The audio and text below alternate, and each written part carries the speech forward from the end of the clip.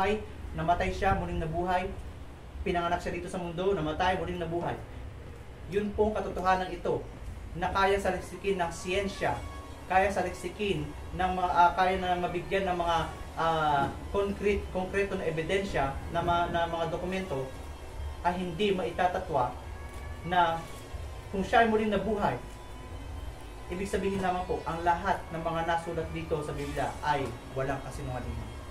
Dahil lahat ito ay pinatunayan ng ating Panginoong Hesus, lahat ng ito ay sinuportahan ng Panginoong Hesus, ang mga nakasulat dito. Kaya, kung babaliwalain niyo po ang Biblia na ito at gagawin lang parang pocketbook lang ang pagtrato niyo sa Kanya, hindi po natin mararanasan ang salita ng Diyos. Amen? Kaya, seryosohin po natin. Lagi namin sinasabi na paano ba natin binabasa ang Biblia, itrato natin. Hindi naman yung trato na, ay, trato kita. Hindi po ganoon. Ibig sabihin, kapag binabasa po natin ang mga nakasulat dito, ay parang isipin natin na nangungusap sa atin mismo ang Biblia. Ganun po natin itrato. Na kapag kinakausap ka ng Biblia, binabasa mo, kinakausap ka ng Biblia, ay dapat kapag ikaw kausap mo ang mga magulang mo, at sila ay may sinasabi sa iyo, didinggin mo, susundin mo, hindi.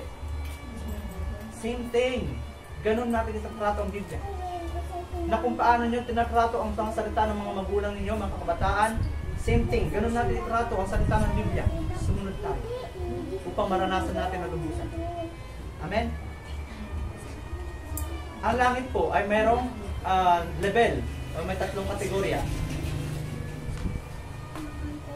Ang meron tayong tinatawag na unang langit, pangalawang langit, at ikatlong langit. Saan po bang unang langit? Ang unang langit, tama, ay ito. Itong may alapaap na to, nakikita mo, sky blue. Andito ang mga nilalang, andito ang mga may hininga. Ang may buhay at may hininga.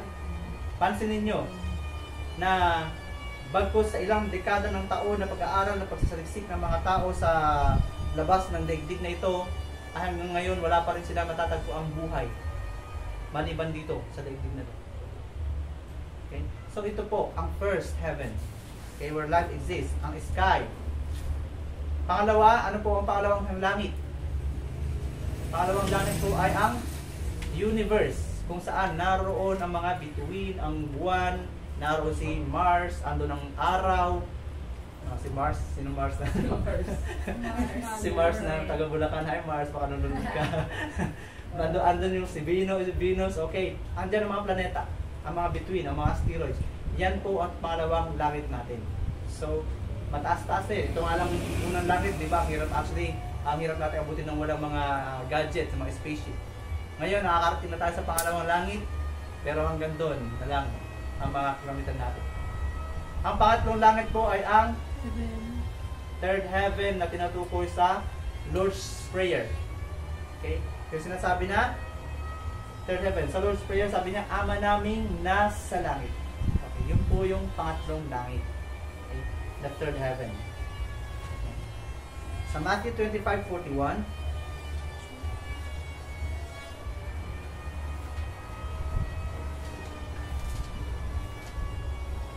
sinulat po doon na sa langit ay ibang lugar po sa sinasabi dito. Matthew 25:41. Exposition na po tayo agad.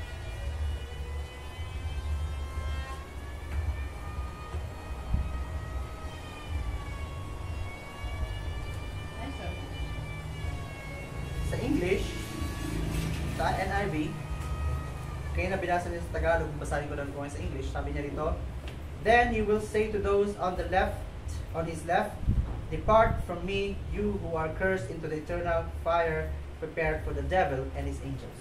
Okay.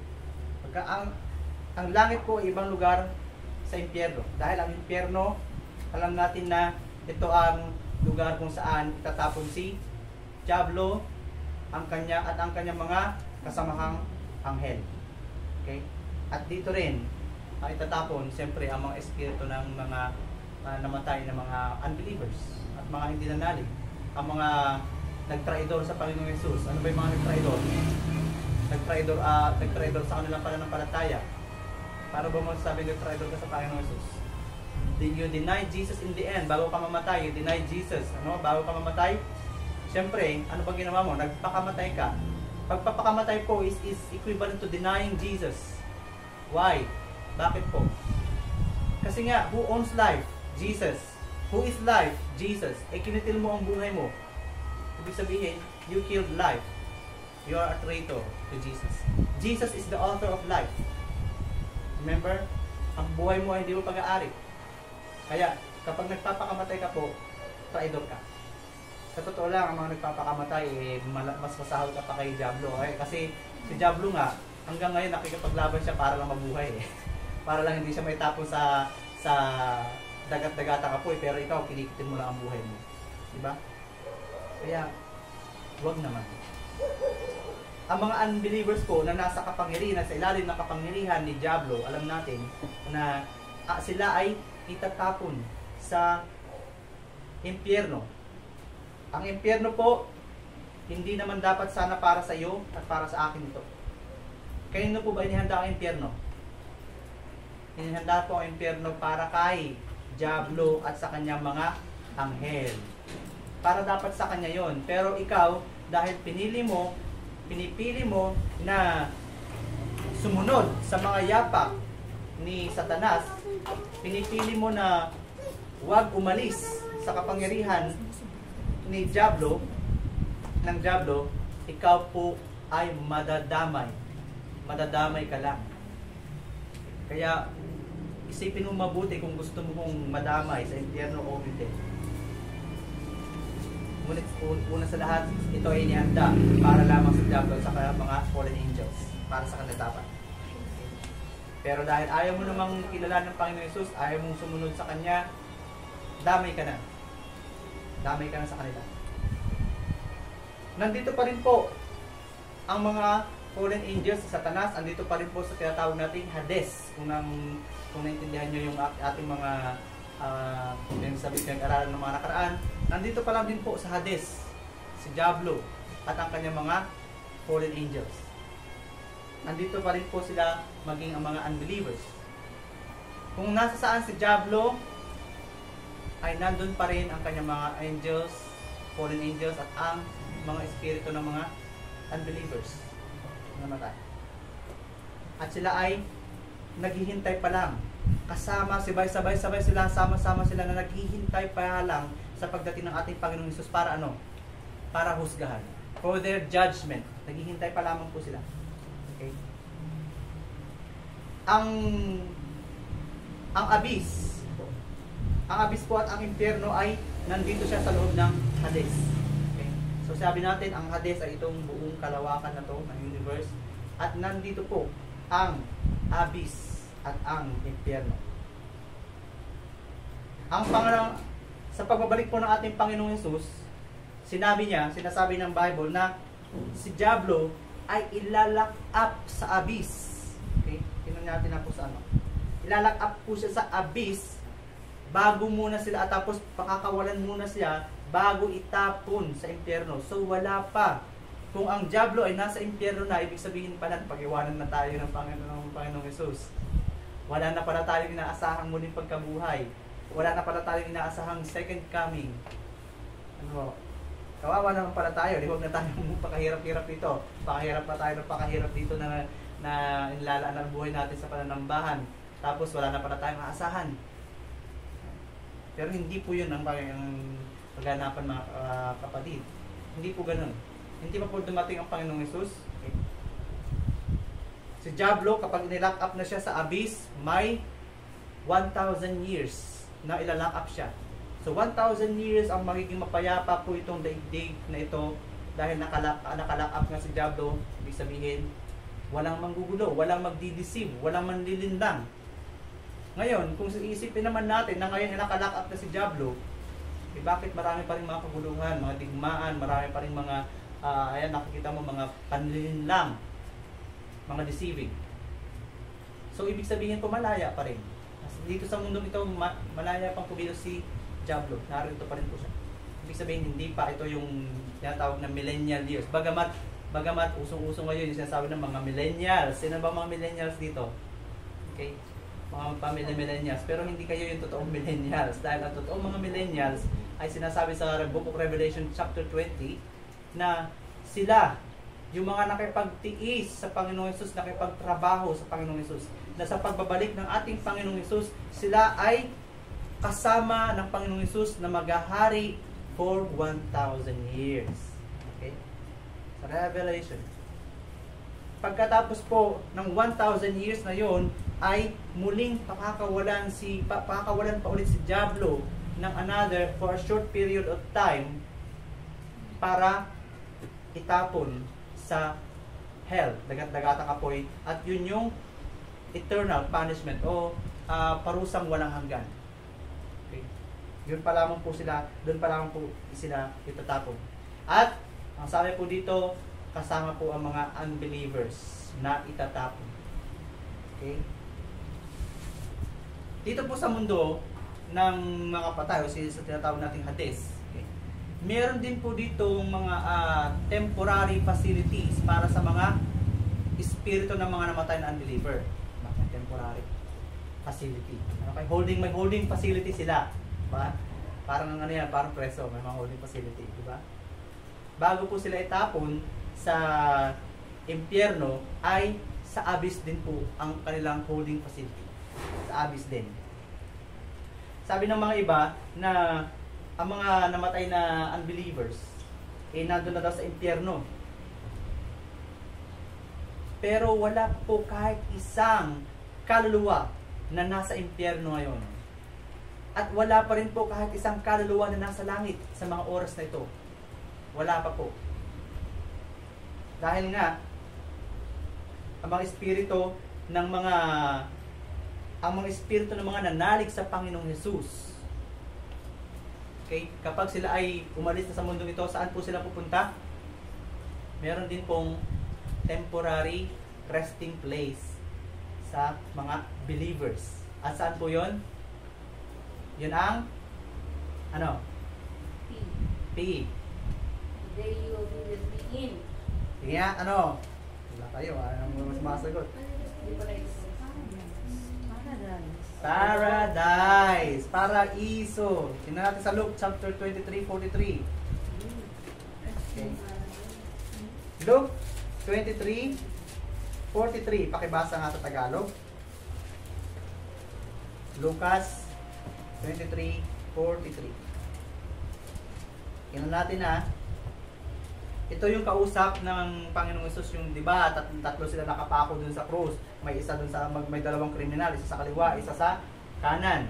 Yung sa kaliwa, 'di ba, sila nung nakaraan sabi nung nasa kaliwa, "O ikaw ay totoong anak ng Diyos, iligtas mo ang sarili mo, at iligtas mo rin kami." Ganun siya. Yan namang isa, humingi ng tawad sa Panginoong Hesus. Kaya sabi niya, "Panginoon, alalahanin mo ako pag ikay naghahari ka na." Anong sagot ng Panginoong Hesus? Basahin. 43, Jesus answered him. Pakibasa ko sa Tagalog.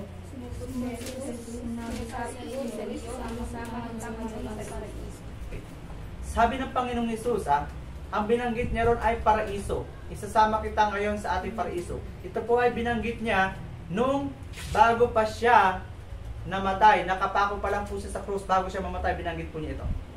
At nang siya ay muling mabuhay sa John 20:17, nang siya ay muling mabuhay sa John 20:17, sabi po niya, nagpakita siya kila Maria. Ano po ang sabi niya? Sa Tagalog po, John 20:17, pakibasa. Sabay-sabay.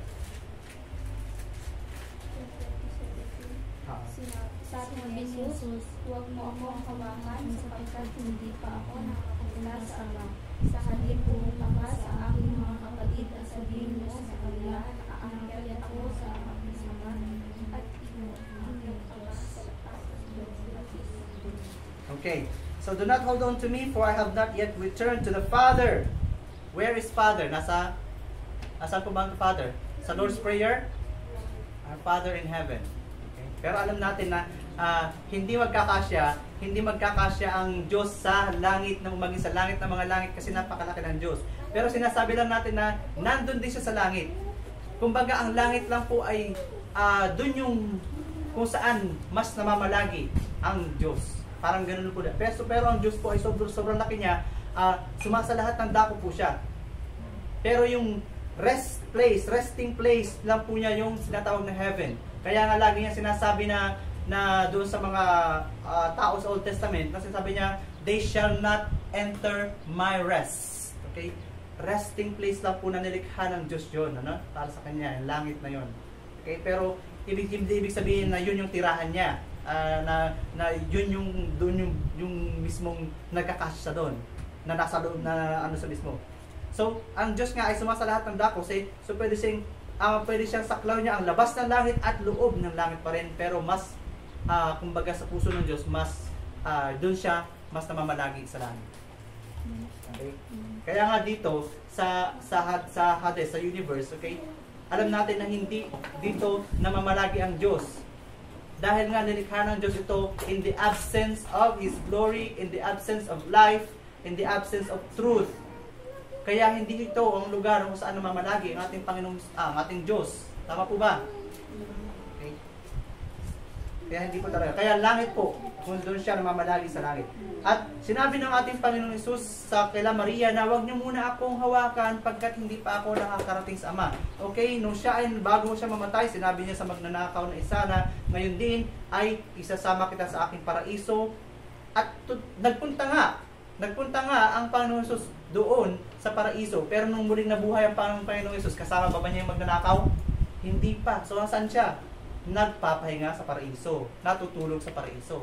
Naiwan sa paraiso malamang. Kasi kung sa langit na, edi dapat paakyat ng Panginoong Hesus papunta na langit, dapat sinama na niya.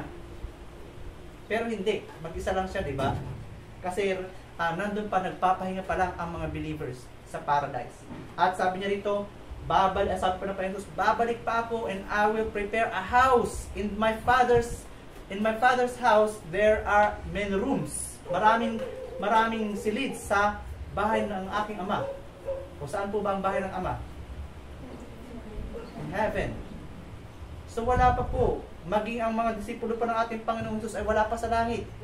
Maging si Maria na pinapanalanginan ninyo. Okay? Sorry, pero ito katotohanan, maging si Maria ay nasa paraiso at natutulog po siya. Wala po siya sa langit. Kaya sino ang pinapanalangin niyo natutulog? Okay? Kaya ano po ang sense ng pananalangin kay Maria? Kay Pedro? Eh natutulog nga sila sa paraiso. Maririnig ba nila ang mga panalangin ninyo? Hindi nga. Natutulog nga sa paraiso eh. Amen? Kaya nga pinagkaloob sa sino ang kapangyarihan at otoridad ng Panginoong Hesus ay pinagkaloob sa sino mang nananampalataya sa Panginoong Hesus upang magawa mo rin at magawa ko kung ano ang ginawa nila Pedro at sa atin na. Sa mga nabubuhay ngayon, sa atin na rin ipinagkatiwala yung trabaho, ipagpatuloy natin yung trabaho sinimulan na ng Panginoong Hesus. At ipinagpatuloy ng mga inihayag ng mga disipulo niya at ngayon ipinagpapatuloy natin sa buhay natin. Yan po ang ating gawain, responsibilidad bilang mga mananampalataya. Amen? So nagpunta po ang Panginoong Hesus natin sa paraiso, pero ito nga po ay temporary holding facility, holding place para sa mga believers, at ang abyss din naman ay temporary holding facility sa mga unbelievers. Okay? So meron tayong heaven, my earth, heaven and hell, my earth, at merong temporary facilities na paradise and hell. Paradise and abyss. Okay, may mga temporary facilities po doon. Amen? Okay. At ano nga po ba ang nangyayari sa buhay ng mga hindi mananampalataya o mga unbelievers? Na alam natin na kapag ang isang believer, whether ikaw ay naglaho na sa katawan mo,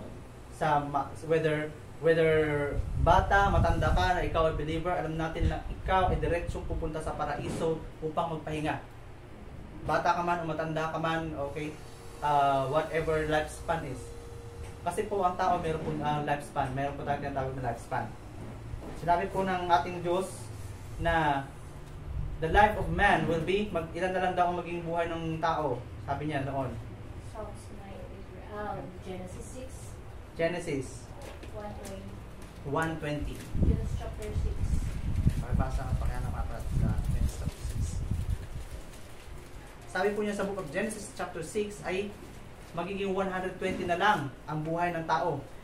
Hindi po saklaw dito ang buhay ni Noah dahil sa buhay sa Genesis chapter 5:32. Okay? Si Noah, alam natin po na mahabang panahon siya na buhay. 6:3. Pakibasa nga po sa Genesis 6:3. Pakibasa sa Tagalog. Then your bawas is Psalms 90 verse 10. Sinabi ni Lord, hindi ko ipapahintulot ng buhay ng habang sapagkat siya ay mahal naman hindi nalalagpas ang daan at 20 taon kanyang buhay sa daigdig. Amen. So binawasan ng Diyos. Pagkatapos ng mga panahon ni Noah, alam natin na si Noah, ilang taon siya nabuhay. Si Noah po, nung siya ay nasa 500 years old na. Wow! 500 years old. Sana all. Gusto niya ba mabuhay ng 500 years old? Haba nun ha. Pero malakas ka pa rin. Malakas pa rin si Noah. Dahil 500 years old, si Noah ay isinilang niya. Sino? Sila, Ham, Shem, at si Japhet. Oh. Sinila. Sinilang? Pinanganak. Sorry. Hibigat. Ano hibigat? Ano ba sa Tagalog? Inanak niya. Binigay niya. So, hibigat. Hindi siya inak. Hibigat. Bigat na, hindi yung maging bigat na lang.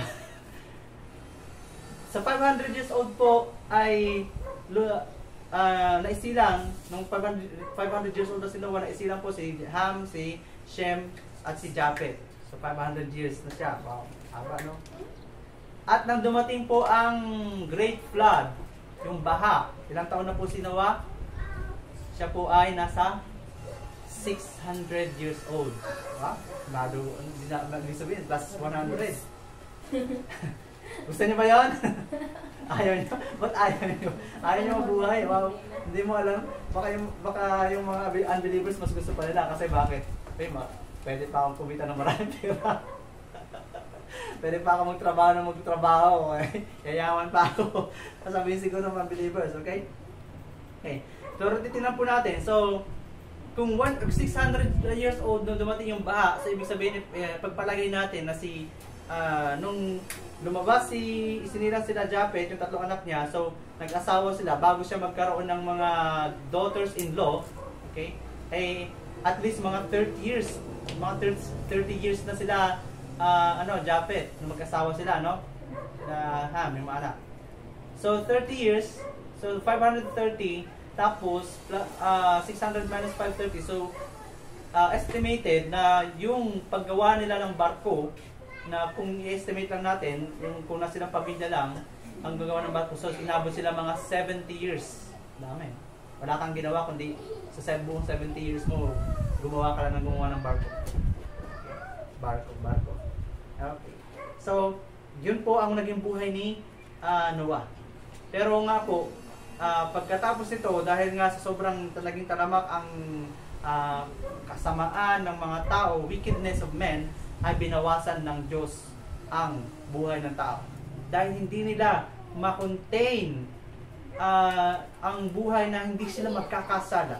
Kaya binawasan ng Diyos ang buhay ng mga tao. Ngayon, ilang taon na lang po ba ang tinatagal nila lagi ng mga tao ngayon? 70, 80, meron pa naman kahit paano pa ilan-ilan na nakakaabot ng 120, pero bibihira na lang. Sa Japan yata may na-record silang 121 o 125, something ganun. Okay? Pero average ay ibig sabihin, bihira na lang po nakakaabot sa mga ganun na edad. Okay, mapalad ka na kung inabot ka ngayon ng naka 70, naka 80 ka na, ibig sabihin mapalad ka pa. Kaya nga, parang ano lang yan, tayo mga tao, iba-iba po ang lifespan natin. Okay? May mga, parang mga halaman sa field, ano ba tawag? Bukid. O dito sa ano. Parang mga halaman na iba-iba yung tangkad ng mga halaman, iba-iba yung mga laki. So, ganoon din po ang tao, iba-iba po ang lifespan natin. Meron iba, may 70, may nabubuhay hanggang 70, may nabubuhay hanggang 80, meron pa rin nabubuhay hanggang 100. Pero in average po, yung pag-i-average natin, nasa 70 to 80 na lang po ang karamihan. Ngayon, ano po ba nang nangyayari? sa mga unbelievers. Okay? Halimbawa, ang unbelievers, mayroong lifespan na 100 years.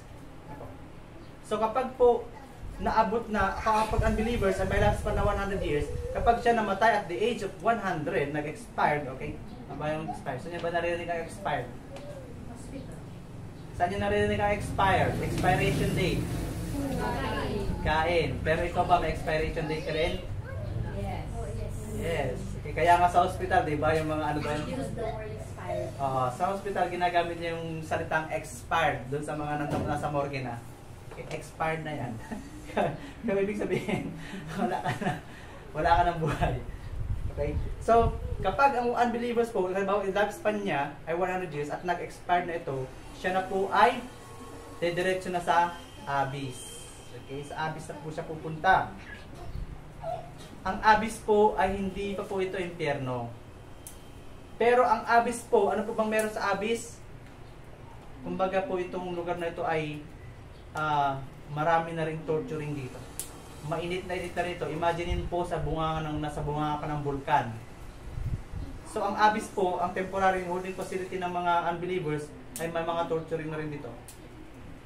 Kaya wag niyo isipin na ay okay lang mag-unbeliever kasi kapag meron pa akong expiration, meron pa akong lifespan papunta pa ako ng abyss. Doon muna ako mag-enjoy, siguro maraming beer. Mga ganun yung mga unbelievers No po. In the abyss, parang yung kumbaga sa kandila, yung apoy ng kandila, no? Doon nandun ka sa pinaka, ito yung apoy niya, tapos andito ka sa lugar na to, mainit na rin po ron. Pero wala ka pa doon sa kaloob-looban ng apoy. So yun po, nandun po pupunta ang mga unbelievers kapag expired na po ang kailang lifespan. At doon nila hihintayin ang pagbabalik ng ating Panginoong Hesus para ano? Para sila ay muling buhayin. Wow, muling buhayin. Para unbelievers pala, muling buhayin din. Pero, muling bubuhayin para ikaw ay husgahan at itatapon ka ngayon sa impyerno. Kung unbeliever ka. So, ganun po. Okay? Kung ang mga unbelievers po ay nasa impyerno na, sabihin natin na nasa impyerno na sila, para ano pa po nababalik ang Panginoong Hesus, tapos muli silang bubuhayin, tapos muli silang huhusgahan at ibabalik din ulit sa impyerno. Para ano pa po na mapaparito pa ang Panginoong Hesus? Bakit na lang nahusgahan na para sila, pupunta na yung impyerno, bakit pa kailangan ibalik pa, hanguin pa ulit ng Panginoong Hesus para husgahan pa ulit? Okay. So hindi po ganoon ang case. Alam natin na mayroon pang muling pagkabuhay para sa mga mare-resurrect for life and those na mare-resurrect para sa judgment. Yung mga nanalig sa Panginoong Hesus, sabi nga niya ay mare-resurrect muna. Una muna silang mare-resurrect. Yung mga nasa paradise, una muna silang mare-resurrect. Sino susunod? Ang susunod na mare-resurrect ay yung mga unbelievers na ba? Hindi pa po. Pagkatapos ng mga nasa paradise na mare-resurrect ay yung mga nabubuhay na mga nananalig sa ating Panginoong Hesus na inabutan ng pagbabalik ng Panginoong Hesus. Wow, gusto niyo ba abutan ng pagbabalik ng Panginoong Hesus na buhay kayo? Wow, gusto ko. Siyempre. Bakit? Kasi in the blink of an eye, sabi nga mag-change tayo sa spiritual body and then makakasama natin sila doon sa alapaap. So, sunod na bubuhayin po na mararapture po ang mga living believers. At saka pa lang po, after that, maraming mga kaganapan, magkakaroon pa ng tribulation. After the tribulation, saka pa lang muling bubuhayin ang mga unbelievers para sa judgment nila. Okay. So, bakit po tayo nagpapakahirap na manampalataya sa Diyos, sumunod sa salita ng Diyos? Dahil nahabol po natin na makasama tayo sa first resurrection. Dahil ang sino mang hindi makasama sa first resurrection, tiyak, dadanasin mo ang tribulation na napakatindi. At kung hindi ka makakapasa sa tribulation, sigurado, doon ka na sa impyerno itatapon. Kaya nga po, sobrang ganun na lang tayo nagkukumahog na makasama tayo sa first resurrection. Ito po yung unang-unang goal na dapat nating i-goal sa buhay natin, the first resurrection po talaga. Ang hirap pong pag-iwanan dahil during that time mapag-iwanan ka ay sobrang napakalaking percentage na i-deny mo ang pananampalataya mo during the tribulation. Bakit? Sa sobrang sakit at hirap ng dadanasin ng mga tao na dito. Sa sakit na yon, gusto mo nang mamatay pero lalayuan ka ng kamatayan. Yun po ang sabi ng Biblia. Gusto mo nang mamatay pero lalayuan ka ng kamatayan. So, your choice, ang choice mo sa mga panahon na yun ay to deny your faith. Ganun po ang choice na iiwan sa Great Tribulation. At once you denied your faith, at that time, sigurado, itatapon ka po sa impyerno. Doon na po ang final destination mo.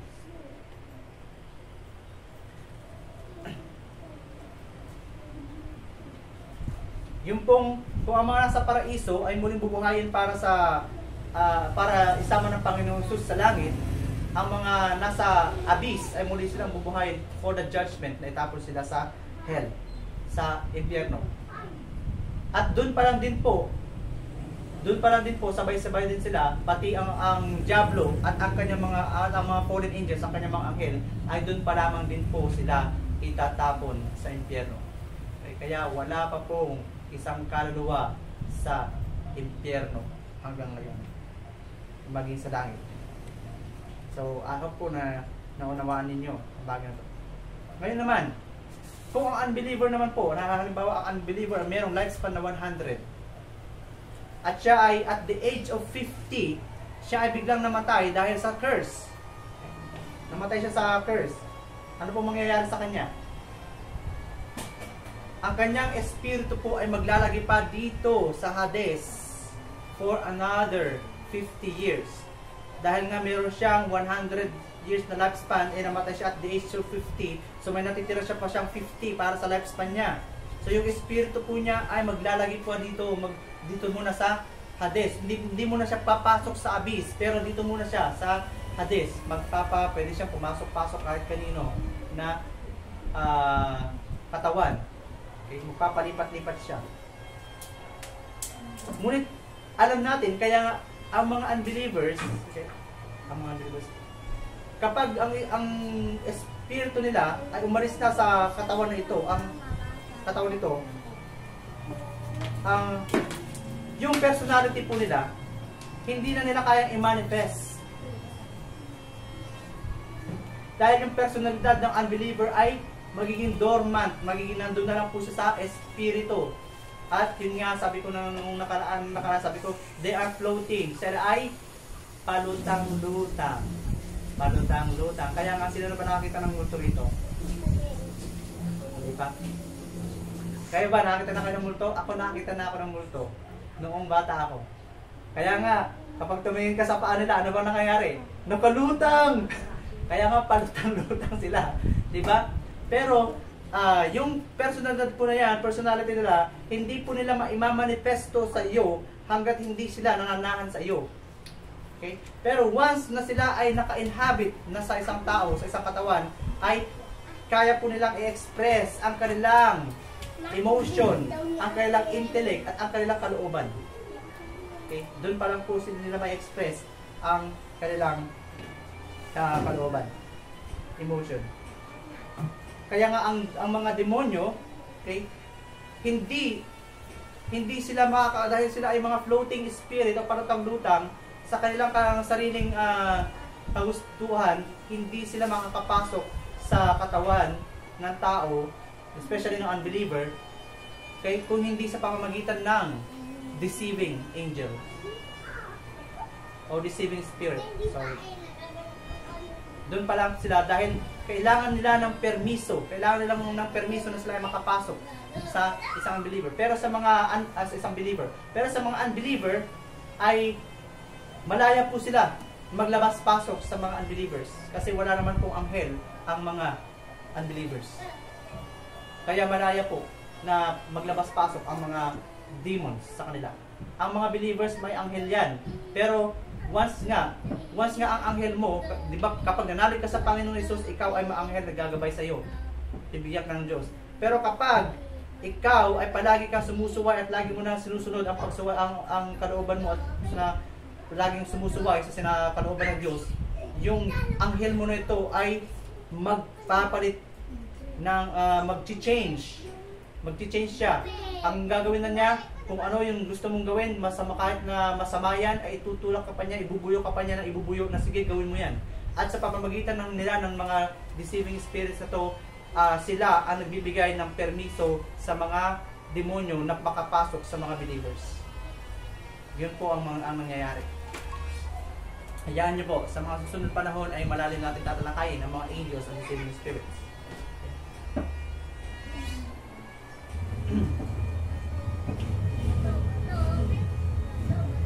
Ngayon, since ang isang unbeliever po ay namatay siya, kung halimbawa ang believer na to 100 lang yung lifespan, namatay siya ng 50, so 50 years pa siya maglalagay dito sa Hades, wala pa siya sa abyss.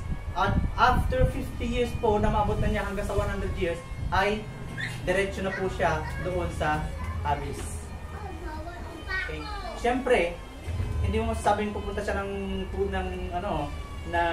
magpupunta siya pumunta ron, kundi dadalhin na po siya ng mga anghel ng Diyos sa abyss.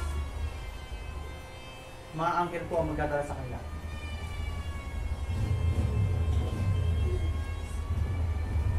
Kapag ang isang unbeliever po ay namatay at meron siyang daladalang sumpa, sakit, o meron siyang sakit kung siya nabubuhay, namatay siyang unbeliever, kapag sila po ay pumasok sa isang katawan, kaya po nilang maimanifesto kung ano yung sumpa sa kanila nung nabubuhay pa sila, kung ano yung mga sakit na meron sa kanila. Okay? Ang mga hindi lang nila na-express ang kanilang emotion, ang kanilang intellect, ang kanilang kalooban o will, pero maging yung curse nila ay maimamanifest din po nila sa inyo, sa katawan na kanilang pinananahanan. Kaya nga po, yan po ang dahilan kung bakit araw-araw po tayo nagka-cast out ng demons. Okay? Sa Mark 9:25, tingnan po natin, no?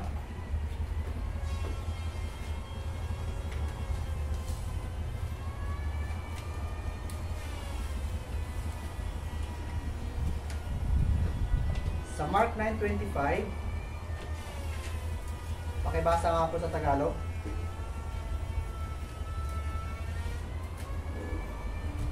Sumakita na.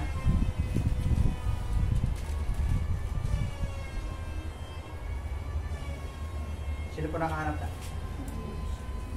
Sa English, sabi niya, when Jesus saw that a crowd was running to the scene, He rebuked the evil spirit.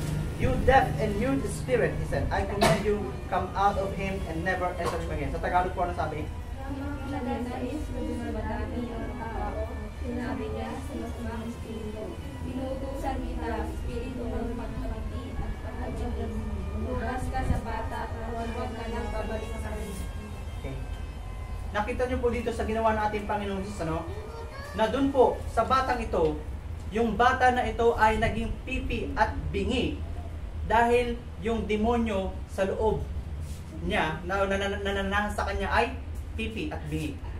Kaya nga po, nung ito ay pinalayas ng ating Panginoong Hesus, ano po nangyari doon sa bata? Siya ay nakapagsalita, siya ay nakarinig. Ganun po ganun po na imamanifesto ng mga demons, ang kanilang mga curse, ang kanilang mga sumpa. Kapag nagpapalayas ka po ng, pansinin po nito, kahit na I pray na lahat tayo makaranas na magkasama ng demons. And then, we can make survey, makapag-survey po tayo. At even sa mga nakapagpalayas ng demonyo na po, pansinin po yung survey, na kapag yung isang may sakit, halimbawa liver cancer, at napalayas yung demonyo sa kanya, tapos gumaling yung may sakit, makakukonfirm ninyo o madidiscover ninyo na ang kinamatay nung demonyo na yon nung siya nabubuhay ay liver cancer din.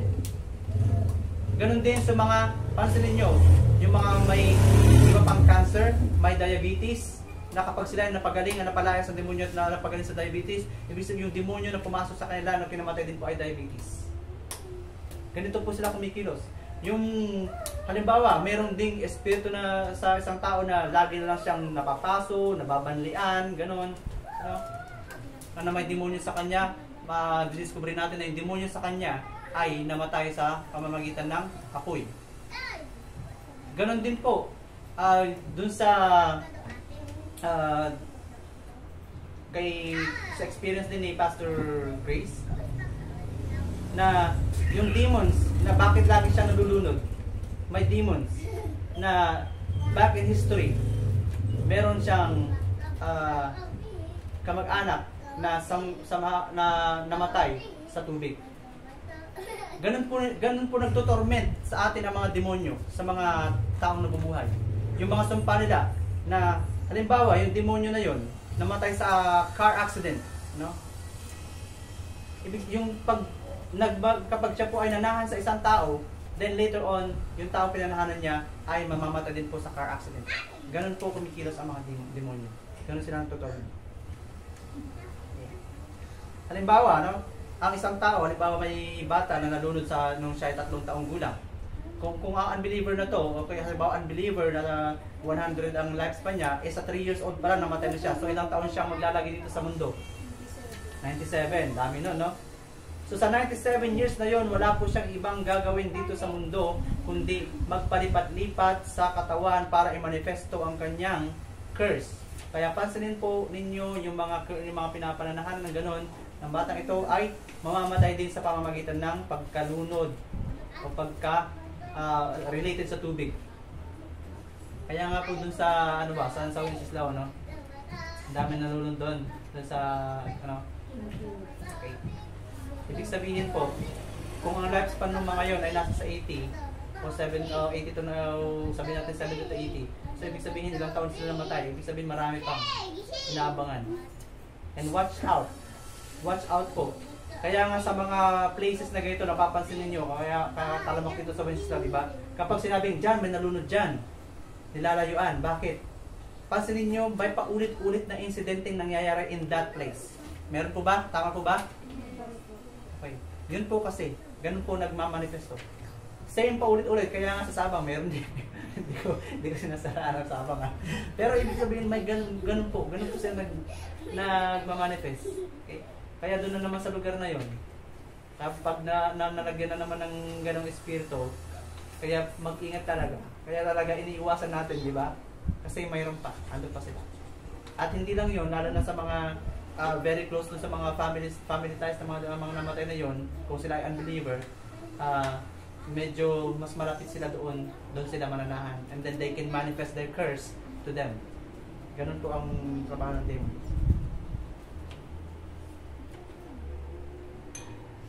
Halimbawa naman po, ang isang demonyo, no?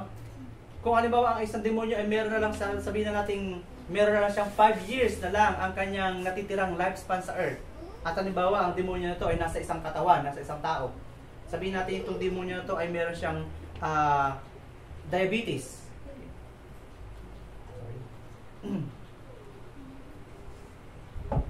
So itong tao na to na may curse na pinananahanan ng demonyo na may curse na diabetes, na 5 years na lang ang lifespan, after 5 years po, ay yung demonyo doon ay bigla na lang mawawala dahil pupunta na siya sa abyss. At pagkatapos po noon, yung diabetes ng tao ito ay bigla na lang mawawala. Gagaling na lang na wala naman siyang ininom na gamot, wala naman siyang medicine na ginawa, medicinal treatment na ginawa, pero bigla siyang gumaling. Kasi po, natapos na po yung lifespan ng demons, kaya gumaling na po yung, naalis na rin yung curse sa kanya. Pero dahil nga unbeliever pa rin siya, kung unbeliever ka pa rin, or kung ikaw man ay believer at hindi ka pa rin aware na sa mga bagay about sa deceiving spirits, hindi mo pa rin ninitrace ang deceiving spirits mo, pwedeng may pumalit na another demons. Susunod naman, halimbawa, hindi na diabetes, pwede ka naman magka-cancer. Ganun po yun. Spirito naman nung may cancer ang papasok. And not only that, sinasabi po natin na hindi lang isang demonyo ang pwedeng pumasok sa isang tao. So sometimes, pansinin nyo rin, may napapansin ba kayo mga tao na bakit ang dami niyang karamdaman? May ganito ba? May ganito na? May ganito pa? Okay? Ganun po. Sobra. Kaya iwasan po natin. Iwasan po natin na wag matutunan. Kaya sobrang alamin po natin kung paano kumikilos ang mga kaaway natin para nga po tayo makaiwas. May prevention. At may alam natin na sa kapangyarihan ng Panginoon Jesus, sinabi niya sa atin kung paano tayo makakaiwas, kung paano tayo makakapagtagumpay sa bagay na to. Amen?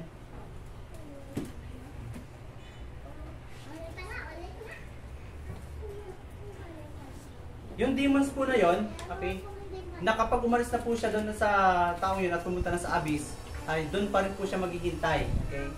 Kaya hindi na rin po malaya. Kaya akala ng mga unbelievers, kung gusto nyo pa, sige, bahala kayo. Gusto nyo po maging unbeliever.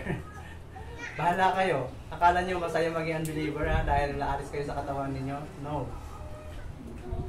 You will have a temporary place. But then doon pala sa abyss, torturing na rin yun. Okay. Sa example po ng rich man at ni Lazarus sa Luke 16, 1931, Lucas.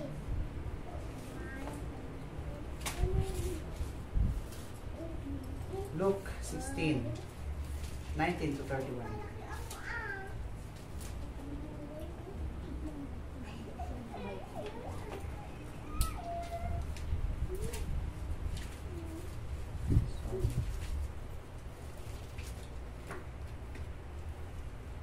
There was a rich man who was dressed in purple and fine linen, lived in luxury every day. At his gate was laid a beggar named Lazarus, covered with sores, and longing to eat what fell from the rich man's table. Even the dogs came and licked his sores. Sores, yung masugat. The time came when the beggar died, and the angels carried him to Abraham's side. Sa King James po, Abraham's bosom ang ginagamit nila rito, Abraham's side. The rich man also died and was buried. In hell, okay, dito naman, sabi niya in hell, pero may footnote po dito, pansinin niyo po sa mga naka-NIV, may footnote na C. Hindi po hell yun, kundi sa Greek word po ay tinatawag na Hades. Okay? Hades. So, in hell, or Hades, where he was in torment, He looked up and saw Abraham far away with Lazarus by his side. So he called to him, Father Abraham, have pity on me and send Lazarus to dip the tip of his finger in water and cool my tongue, because I am in agony in this fire. I am in agony in this fire. Ang mayaman po na to, okay, sinabi po ng Biblia, hindi po sinabi ng Biblia na hindi siya namatay before his lifespan. But sinabi po siya, nilang pagtutukoy po dito ay natapos yung lifespan ng mayaman, at ganoon si Lazarus. Natapos po ang lifespan nila. At sa lifespan, nung natapos po yung lifespan nila, nag-expired, dumiretso sa Abraham's side, si Lazarus, o Abraham's bosom, at yun namang isa ay nandun sa Hades. Or kung sasaliksikin po natin, ito po ay abyss. Nandun niya rin po ay may agony na siya. Pero ano pong meron dito sa lugar na to? Tingnan po natin ng maigi, dahil mula po dito sa abyss, hindi yung mayaman ay hindi siya makaalis mula sa abyss. Okay? Dahil kung natapos sana niya, kung hindi pa niya natapos yung lifespan niya, ay pwede pa naman sana siya maglagi-lagi sa earth. Pero nag-expired na po yung kanyang lifespan, kaya nandun na po siya sa abyss at hindi na po siya makakaalis doon. Until the second coming of our Lord Jesus Christ, para sila ay husgahan at itapon sa hell. Sa demon possessed po, alam natin sa pangyayari sa buhay ng Panginoon Jesus na nagpunta sila sa may gatherings sa sementeryo, merong isang tao na inaalihan ng demonyo. Sa Luke 8:31, tingnan natin. Luke 8:30. Babasahin po natin ito. Doon sa 26, sabi niya, they sailed to the region of Gerasenes, which is across the lake from Galilee. When Jesus stepped ashore, he was met by a demon-possessed man from the town. He was met. For a long time, this man had not worn clothes or lived in a house, but had lived in tombs. Okay, doon siya tumitira sa mga libingan, tombs. When he saw Jesus, he cried out and fell at his feet, shouting at the top of his voice, "What do you want from me, Jesus, Son of the Most High? I beg you, don't torture me." For Jesus had commanded, dahil nauna na utusan ng Panginoon Jesus, had commanded the evil spirit. Pero sabi po dito sa footnote, yung evil kasi ginamit dito, sa footnote po sa B, sabi niya Greek, unclean. Unclean po. He commanded, for Jesus had commanded the evil spirit to come out of the man. So, many times, it had seized him, and though he was chained hand and foot, kahit na siya kinakadinahan, nasa kanyang kamay at paa, he was kept under guard, he had broken his chains and had been driven by demons in solitary places. So, bagamat kinakadinahan itong taong ito na sinasapian ng demonyo, ay sa kamay at paa, pero sa sobrang lakas niya ay pinipigtas lang niya yung mga kadena na nilalagay sa kanya. Ganun po siya kalakas. Jesus asked him, sa 30 sabi niya, Jesus asked him, "What is your name?" Sa 30. Sumagot, sabi niya, "Legion," he replied, because many demons had gone into him. So, sumagot po yung demonyo, ang pangalan po na binigay niya ay Legion. Batalyon naman sa Tagalog. Ano po ba ang batalyon? Ang salitang legion po, noong panahon ng ating Panginoong Hesus na nandito pa sa lupa, ginagamit po ito upang i-describe, ilarawan ang pulutong o batalyon ng mga sundalong Romano. Mga sundalong Romano po. Kung sasaliksikin po natin sa history, okay, sa history po tayo, no, tumingin, back in 60 BC before Christ, meron pong sumiklab na digmaan sa rehiyon ng Palestina. At doon po sa digmaan na to, sobrang dami po ng mga Romanong sundalo ang namasaker sa rehiyon ng Palestina. Okay. Ngayon po, kung ang mga sundalong ito, ang lifespan nila ay, sabihin natin 120 years, ang kanilang lifespan ng mga panahon na yon. Sabihin na natin yung mga sundalo na yun ay nasa 20s ang kanilang edad. Siyempre, at 20s, medyo malakas-lakas ka na. Yan po. Demons, legion. Okay? So, mga 3,000 to 600 men ang isang legion po. So, napakadami po niyan. 3,000 to 6,000. Isipin mo yung ganyang kadaming demonyo nasa sa loob ng katawan mo. So, back in history nga po, meron talaga, merong sa Palestina, sa region ng Palestina, may sumiklabang digmaan sa pagitan ng Romano and then others. So maraming mga Romano ang namassacre. So kung 120 ang lifespan ng mga Romano na ito, at alam natin na noong mga panahon na yun, mga Romano, siyempre, unbelievers pa yan. Kaya nga hanggang even the time of Jesus, hindi sila naniniwala, hindi pa nila pinaniniwalaan ng Panginoong Jesus. So, kung 120 ang lifespan nila at yung mga sundalo nasa 20s, sabi natin nasa 20s, so may 100 pa sila. May 100 left. Meron pa sila 100 years para tumagal bago pumunta sa abyss. So by the time po na dumating ang ating Panginoon Jesus, so 60 BC plus 40, 70. Nung 60 BC, nasa 20 years old na sila. So, plus 40 para maging 100 sakto. So, 60. 60 years na yung nakaraan sa kanilang buhay. Ngayon, isinilang ang Panginoon Jesus doon. And then, after 30 years, around 30 years, nag-ministry ating Panginoon Jesus. So, ibig sabihin, nung dumating ang Panginoon Jesus sa atin at nag-ministry, nasa around 90 years old na ang mga demonyo nito. Dahil 90 plus 60, 20 plus 40, 60 plus 30, so 90 years ng ministry. So around 110. Tama ba? Ang computation ko? Oo, 90. 60 plus 30, 90 years yung nakalipas nung time nila bago dumating ang Panginoong Jesus nag-ministry. So 90 plus 20 years yung edad ng mga Romano, so 110. So 110 years old na yung nakalipas nung sa lifespan ng mga demonyo na yon. So by the time po na dumating ating Panginoong Jesus na napalayas sila, na-encounter ng Panginoong Jesus, so meron pang mga 10 years na natitira sa mga demonyo ito, sa legion na ito, para maglagi. Kaya nga nakiusap sila sa Panginoong Jesus na wag muna silang patuloyin o ipadala sa abyss, kundi papasukin na lang muna sila doon sa mga babuyan. Okay? Dahil meron pa sila natitira na panahon, at least, okay? Base sa rough estimation natin, at least mga 10 years pa. Yun po ang encounter. Kaya nga sa Luke 8:31, nakiusap sila. He replied.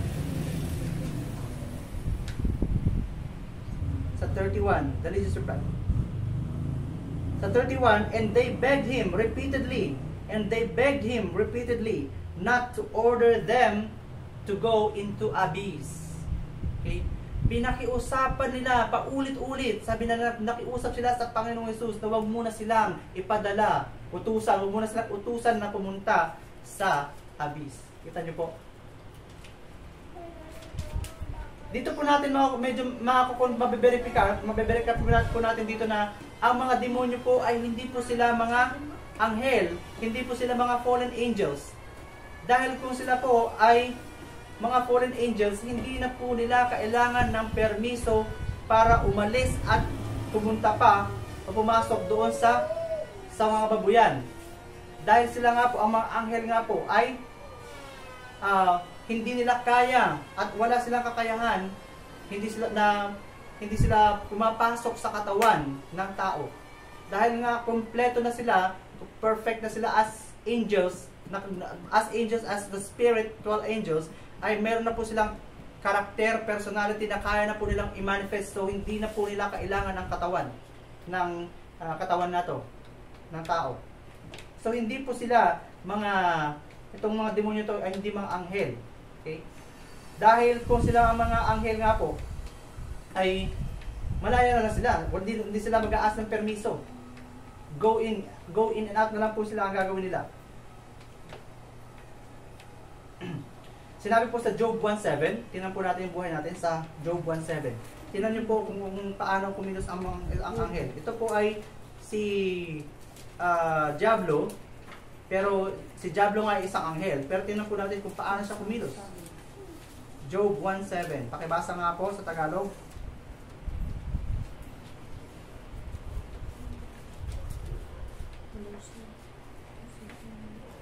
Nakakita na. Job 1:7.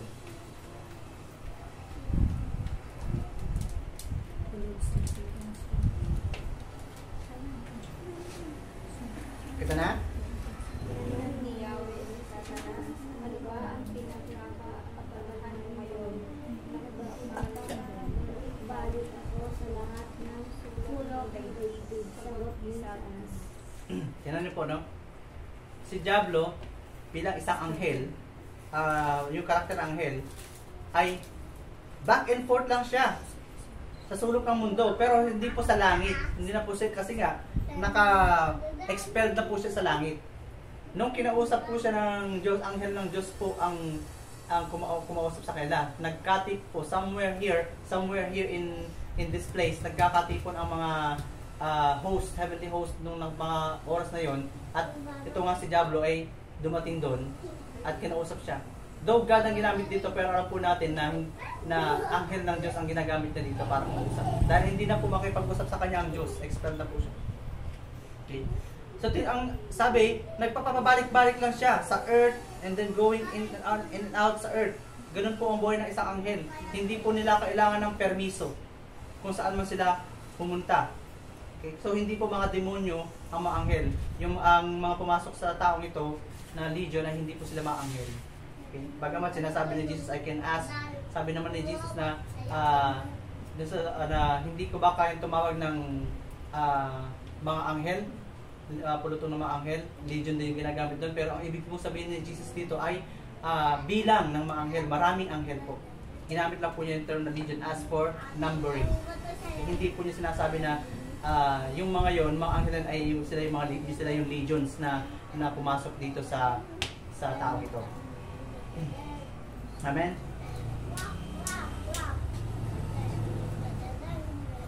At alam po natin, dito sa mundong po ito po, sa totoo lang, napakarami pong demonyo na namamalagi dito. Mas marami pa po kasi sa populasyon ng mundo. Kung titingnan po natin sa pagbabasihan natin yung sinasabi ng Biblia na sa isang tao ay may 7 pa. Bukod sa isang demonyo na umalis sa kanya ay pwede mong magsama ng 7 pa na bumalik yung demonyo. So ibig sabihin, estimated day ang ratio po ng unbelievers o demons kumpara sa mga nabubuhay o sa populasyon ng mundo ito ay nasa 1:8. 1 person, living person is to 8 demons.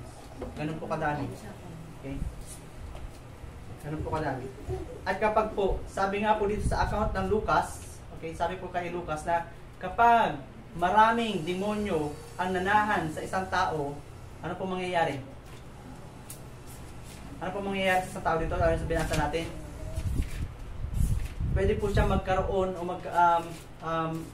ng supernatural na lakas.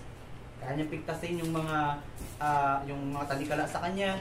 Kaya nga pansinin niyo yung mga inaalihan ng mga demonyo, hindi ba't bigla silang lumalakas. Nagkakaroon po sila ng supernatural strength. At hindi lang yun, nagkakaroon sila ng iba't ibang personality. Diba? Personality. Kaya nga iba, may split personality daw. Alam na this. Okay? Yung iba, mamaya, kausapin mo mamaya, may ganito sabihin, mamaya iba na naman yung personality, ganon. Okay? So may mga manifestation. Di ba sa psychology, even in the psychology, meron silang tinatawag na ganito na split personality. Okay? Pero sa Bible, ang tawag natin dito ay demons. Okay, may mga ibang personalidad nga sa kanya dahil merong ibang mga nananahan sa kanyang katawan. Kita nyo? Yung problema ng psychology, Bible lang pala ang kasagutan, demons lang pala. Meron niyang nakausap si Pastor Banjo doon na isang psychologist siya, nag-aral siya doon sa Korea ng about this. Nung naintindihan niya ito, sabi niya, natawag namin mga psychologists, hindi namin maintindihan itong bagay na ito, yung pala dito, demons lang. Okay? Amen? So, hindi po natin talaga maitatatuwa na ang spiritual na karunungan po ay talagang mataas po ang level. Okay? Saklaw po niya ang lahat ng mga klase ng even profession in this world. Okay? Iniisip ng mga tao, ano sa tingin niyo po, ano po ba pinakamataas na profession dito sa buong mundo? Sige nga. Ano kaya pinakamataas na profession sa buong mundo?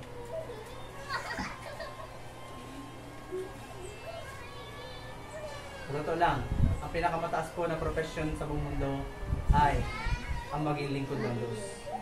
Bakit? Dahil your reward is in heaven and hindi siya nawawala. Your reward is in heaven. Kapag mawala ka na sa mundong ito, yung reward mo nasa heaven pa rin. Pero yung profession dito, yung pinagtrabaho mo dito, yung reward mo dito, yung mga promotions mo dito sa lupa, kapag nawala ka na sa lupa, doon sa langit, di mo na madala. Pero ikaw, na nakikipagtrabaho sa Diyos, maging ngayon, ibig sabihin, nakakapag-ipon ka. Yung reward mo, hindi nawawala. Yung promotion mo, hindi nawawala. Kaya nga, pagdating sa langit, may mga corona. Diba? May gantimpala. That's why, being a man of God, a servant of God, is the highest profession in the world. Pero sa totoo lang, sa mundong ito, and even here in the Philippines, napakababa po ng pagtingin nila sa mga lingkod ng Diyos. At hindi po nalulugod ang Diyos dyan. Alam po natin. Dahil the moment na tinitingnan mo ng ganun kababa ang mga lingkod ng Diyos, you are looking at God the same way. Ibig sabihin, napakababa ng pagtingin mo sa Diyos. Ganun po. Kaya bakit sa Korea, ang unang-una nilang papautangin, na priority nila ng pautangin ng bangko doon na yun? Sino ang unang priority nila pautangin? Mga pastor. Priority. Kaya pag gano'n na lang pinagpala ang Korea. Okay? Isipin nyo, ang buhay ng Korea, no? Back then, tayo, ang Pilipinas noon, habang wasak na wasak ang South Korea, ang Korea noon, ang Pilipinas ay kasalukuyan naglalatag ng mga riles ng tren. Ganon ka-prospero sa Pilipinas noon kumpara sa Korea. But now, ano pong nangyari? Dahil may nagbagong pagsunod ang mga Koreano, nung desperate na sila, nung pigang-piga ng mga Koreano, nung wala na silang maasahan, inilalag nila ang lahat ng pag-asa nila sa Panginoong Hesus. At after that, in a short period of time, ibinangon sila ng Diyos. Kaya nga nung mga panahon ng pag-angat nila, sobrang gulat na gulat ang mundo dahil napakabilis nila jumping into the first world country. Kasi ganun po ganun po malala ang Diyos sa kanyang mga lingkod, sa kanyang mga tao. Sa mga tao na umirespeto sa mga lingkod ng Diyos. Nangyari po ang revival na ito sa Korea nang may isang pastor na nagsabi dun sa kanila, dun sa congregations, ibinibigay ba ninyo ang mga ikapo ninyo? Nanahimik sila. Sinabi po ng pastor, mga magnanakaw kayo. Ninanakawan niyo ang Diyos. So, nung nagkaroon ng pagsunod, total obedient to God, hindi lamang sa tithes and offering, even obedient sa kanilang mga buhay. Kaya nagkaroon po ng revival sa Korea. Unfortunately, napag-iwanan ng Pilipinas. Sinasabi pa naman ng Pilipinas na ito daw ay Christian country. Pero totoo nga ba na ito ay Christian country? Ang tanong, malaking tanong. Totoo nga ba? So, isipin po natin mabuti. Saan po natin gusto na dalhin ang ating final, na spend ang ating final destination? Saan po natin yung gusto na ating final destination? After natin. Ang ating Panginoon Jesus po, nang siya ay pumunta sa paraiso, nag-stop by po muna siya doon bago po siya pumunta sa Ama. And then, nang nag-stop by po siya sa paradise, in the Old Testament naman po, okay, sa binasa natin kanina, yung mga, nung wala pa ang Panginoong Jesus, yung mga nananalig naman sa Diyos, pero wala pa nga ang Panginoong Jesus para ma-redeem sila, ay meron na tinatawag na Abraham's side kanina, o Abraham's bosom. Doon po, doon naman po yung temporary na place para sa mga believers in the Old Testament. At sinasabi din sa 1 Peter na yun namang nag-disobey ng mga Israelita ay meron din silang prison. Kaya ang Panginoon natin nung tatlong araw siyang na nasa libingan, sabi sa 1 Peter na nag-preach siya doon sa prison, doon sa mga disobedient na Israelita. Israelita po yun dahil ang pangako po kasi ng Diyos may kaligtasan ng mga Israelites o lahat ng mga Israelita. Pero tayo po mga Gentiles po tayo, huwag po tayong umasa doon. Hindi po para sa atin yun. Amen? Kaya sa atin po, the right chance for us is now. Ngayon po ang right chance for us. Kung ang Diablo, okay, kung ang Panginoong Jesus ay meron siyang stopover na pinupunta ng paradise bago sa langit, ganun din naman po si Diablo ay meron muna siyang temporary holding facility na abyss kung saan siya ilalock up at bago siya itapon sa impyerno. And then, doon po nila hihintayin ang pagbabalik ng Panginoon Jesus for the judgment sa abyss. Okay. So, ang tanong po, saan nyo gusto ang inyong final destination? Heaven or hell? Kasi, kahit nasabihin mo para magpa-easy-easy ka muna dito sa mundong ito, dahil wala pa naman yung tao sa hell, pero mark this, we have a temporary place to go, magpahinga ka sa paraiso, o danasin mo na ang early torture sa abyss. Mainit na rin po doon. Mainit na rin po doon. Kaya nga yung mga nagkakaroon ng mga visions about the hell and heaven, sabi nila, kung hell na yun, bakit yung mga visions nila, ang nakikita lang nila, mga soul lang daw na ano. Hindi nila sila nababanggit ng mga anghel doon. Diba? Wala din si Diablo doon. Diba? So, hindi po masyadong reliable ang mga visions, pero ang reliable po talaga na source natin ay the Bible pa rin. Okay? Kapag mga visions po lang tayo aasa, and then pwede po tayong mahulog sa mysticism, pwede po tayong malinlang. But with the support of the Bible, nandito tayo kumukuha ng mga documents, scriptural support, we can confirm the validity, the truthfulness, kung ano ang ating mga paniniwala o pinasinasampalatayan. Amen? So lahat po tayo, let us go na ang final destination natin is going to heaven. Amen? Not in hell. Okay? Huwag ka nang magpatumpik-tumpik na asahan mo pa na meron ka pang pagkakataon after this life. na mag-banjing-banjing pa sa mundo. Do not expect that. Do not aim for that. Amen? Amen. So, tayo po manalangin. Sama-sama po natin para magpasalamat ang salita ng Diyos natin narinig sa araw na ito. Ang mga ipinahayag niyang salita, pasalamatan po natin. Pasalamatan din po natin ang mga nagamit kung naihayag ito. Even sa mga sources ko po nito na nagturo rin sa amin. So let us thank them. Sila Dr. Kidong Kim, sila Pastor Banji. So I want to thank them also. So let's pray na bawat isa sa atin na magkaroon ng tunay na pagnanais na let us spend our time na let's go. Let us have the goal na mag-ipon tayo ng reward in heaven. And then hindi naman natin kailangan na sobrang talikuran na yung buhay natin dito sa mundo, kundi yung priority natin. As a matter of priority, magkaroon tayo ng more priorities in our spiritual life because this is our greatest asset. Okay, let's shout the name Jesus 3 times and pray. Jesus! Jesus! Jesus, Ama namin Diyos na makapangyarihan sa lahat. Tuloy ka namin, pinupuri, pinapasalamatan muli sa oras na ito, Ama. Salamat po sa kapahayagan na inilahat mo sa amin sa araw na ito. Salamat po sa mga salita at pagpapaalala sa amin muli na tunay nga, ikaw lamang ang Diyos na may kakayahan na magbigay ng kapahingahan at magbigay ng buhay mula sa amin. Tulungan mo kami, Ama, na wag nawa kaming mawala sa iyong piling na kami magkaroon ng kalakasan at ang karunungan mo ay sumaamin upang magawa namin ng lubusan ang mga utos mo. Kami nga po ay hindi maligaw ng landas at sa kapangyarihan na pinagkaloob mo sa amin, kami magtatagumpay laban sa mga gawa ng kaaway.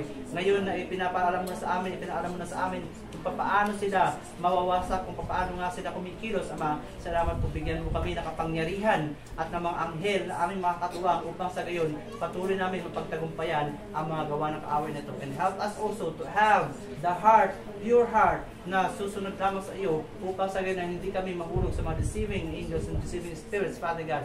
Help us to have the strength, to have the knowledge, the right knowledge na maituwid namin ang mga pangunawa, ang mga maling pagkaunawa namin at mga maling pamumuhay namin. Bigyan mo kami ng kalakasan at inspirasyon.